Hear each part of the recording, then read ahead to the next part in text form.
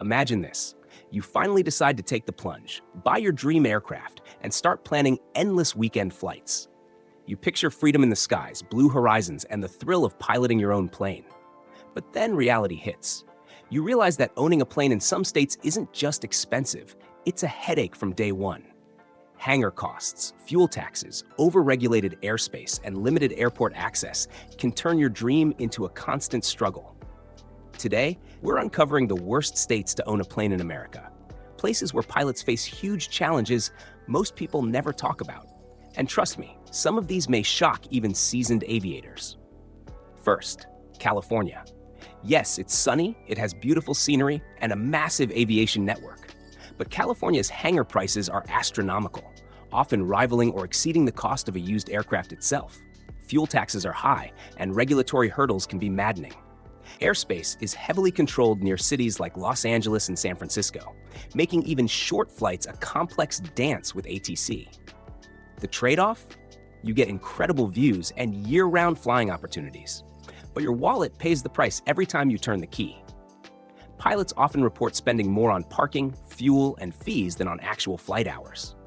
And with the density of traffic, even experienced pilots can feel pressure in the skies. Here's a thought. Would you pay more for scenery and infrastructure, or is the stress and cost simply too high? Share your reasoning in the comments. Let's debate. Second, New York. The Empire State has iconic airports and vibrant aviation communities, but owning a plane here comes with challenges few discuss. Hangars near major cities are scarce and incredibly expensive, forcing many pilots to keep their planes at airports far from home, sometimes hundreds of miles away. Fuel prices are high, and taxes on aviation fuel can make even short trips financially painful. Weather is another factor. Winters are harsh with frequent snowstorms that can ground aircraft for days or weeks. Smaller airports may lack proper snow removal, and icy runways can make takeoffs and landings more dangerous. For pilots over 60 or those looking for low-stress flying, New York can feel more like a burden than a paradise. Would you sacrifice convenience for a state with iconic airports but brutal costs and weather? Comment your take. I want to see your thoughts. Third, Massachusetts. Massachusetts has a rich aviation history and proximity to major cities, but the combination of high hangar fees, strict zoning laws, and expensive fuel makes ownership difficult. Many pilots report that maintaining even a small aircraft is a constant negotiation with regulators, municipalities, and airport management.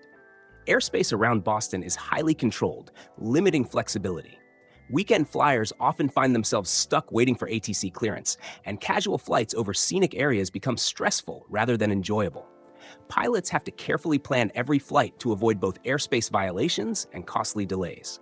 Do you value proximity to urban hubs over stress-free flying? Or is convenience not worth the hassle?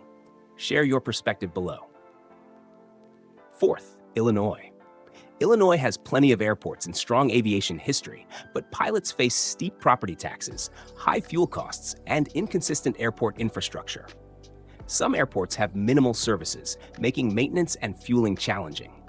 Chicago's airspace is congested, and local regulations often restrict smaller aircraft operations near city centers. Additionally, Illinois winters are long and harsh, with unpredictable weather patterns that can ground planes for days. For pilots looking for freedom and simplicity, the financial and logistical burden can quickly outweigh the benefits. Would you trade convenience for a central location with a harsh climate and expensive upkeep? Comment below with your choice. Fifth, New Jersey. This small state packs high costs and restrictive airspace into a compact area. Hangar space is limited and pricey. Fuel taxes are among the highest in the nation, and airspace near New York and Philadelphia requires constant vigilance. Pilots must plan meticulously to avoid restricted zones and crowded flight paths. The irony? Despite being small, it feels like you're navigating a maze every time you fly. The combination of expense, regulation, and complexity makes it one of the least pilot-friendly states for private aircraft ownership. Would you prefer a state with simpler regulations and lower costs, even if it lacks the prestige or proximity of major cities? Let's get that discussion going in the comments. Sixth, Hawaii. Flying in paradise sounds dreamy, but Hawaii presents extreme challenges for aircraft ownership. Hangars are limited and expensive. Fuel costs are astronomical, and many islands lack adequate maintenance facilities. Shipping parts or aircraft between islands adds complexity and cost. Weather can also be unpredictable. While tropical storms aren't frequent year-round, when they hit, your plane can be grounded for days. The islands offer stunning views, but the financial and logistical burdens make ownership far from simple.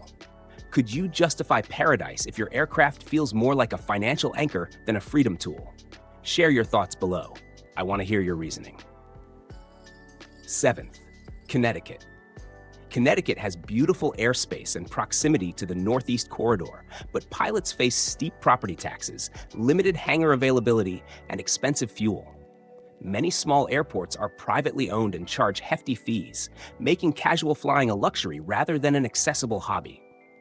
Weather is another barrier. Winters bring snow and ice, while summer thunderstorms can limit flight opportunities. Pilots often report that their plane is more of a liability than a joy, with costs mounting even if they fly infrequently. Would you stay in a convenient, high-cost state or relocate to enjoy simpler, stress-free flying? Comment your perspective. 8th, Rhode Island. This tiny state is dense, expensive, and highly regulated. Hangar space is scarce, airspace is crowded, and fuel taxes are high. Pilots face logistical headaches every time they try to fly, often needing to coordinate carefully with controllers and avoid restricted zones. Despite the charm of the coastline and historic towns, the combination of cost, congestion, and regulatory burden makes ownership difficult, especially for retirees or pilots seeking relaxed, frequent flying. Would you endure high costs for coastal scenery or prioritize simplicity and affordability? Let's debate in the comments. 9th, Alaska, certain regions. Alaska might seem ideal for adventurous pilots, but remote locations and harsh weather make ownership tricky. While bush flying is legendary, hangars are limited, fuel is expensive, and maintenance facilities can be hours away. Ice, snow, and mountainous terrain increase risk and require high pilot skill levels. Owning a plane here is not for everyone. It demands dedication, money, and constant planning. The freedom comes at a high price. Would you trade adventure for convenience and lower risk, or is extreme flying part of the thrill? Comment below. 10th, Nevada, urban areas like Las Vegas. Nevada has great weather, but areas around Las Vegas suffer from high hangar fees, expensive fuel, and congested airspace due to commercial traffic. Smaller strips exist, but they're limited and often privately controlled. Pilots find themselves balancing accessibility, cost, and regulations constantly. Even with clear skies, the financial and logistical burden in these regions can quickly turn flying from pleasure into stress. Would you fly near big cities if it meant constant regulation and high fees, or move to quieter regions? Let's discuss below. Conclusion: owning a plane in America isn't just about the aircraft itself. It's about where you live, the costs, regulations, and weather conditions. California, New York, Massachusetts, Illinois, New Jersey, Hawaii, Connecticut, Rhode Island, parts of Alaska, and urban Nevada present huge challenges for pilots, especially retirees or those looking for stress-free flying. Think carefully before basing your plane. Your state can make the difference between freedom in the skies and constant frustration. Where do you think is the worst state to own a plane, and why? Comment below and share your experiences. Let's get a real discussion going about the hidden challenges of aircraft ownership in America.